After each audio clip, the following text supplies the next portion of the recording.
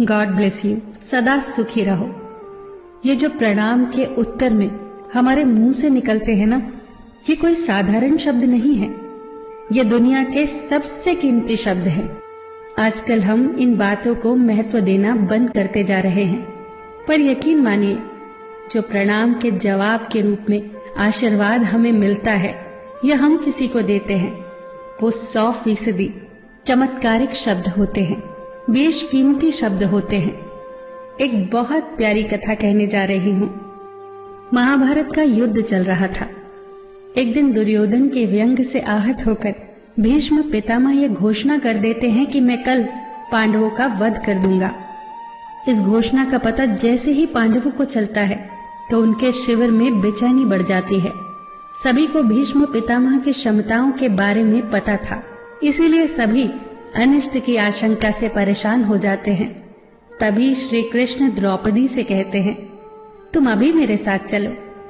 श्री कृष्ण द्रौपदी को लेकर सीधे पितामह भीष्म के शिविर में पहुंच जाते हैं।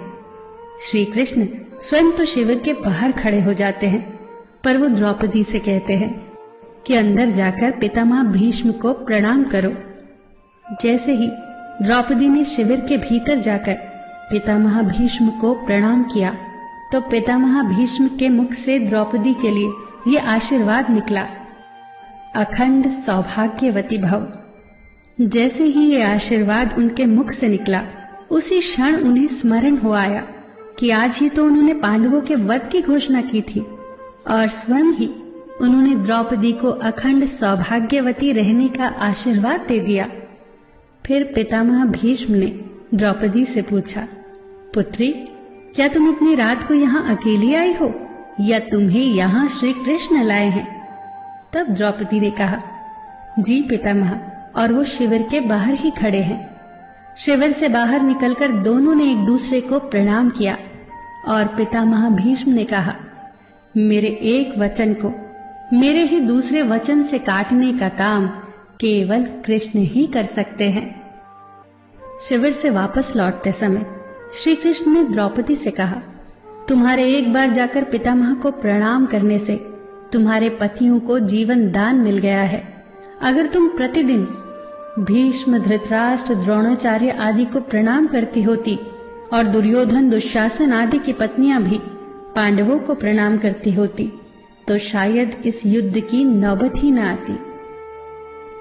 जो हर घर में कलह कलेश का वातावरण रहता है, वो कहीं न कहीं इस बात के मूल से जुड़ा है कि हम संस्कार भूलते जा रहे हैं।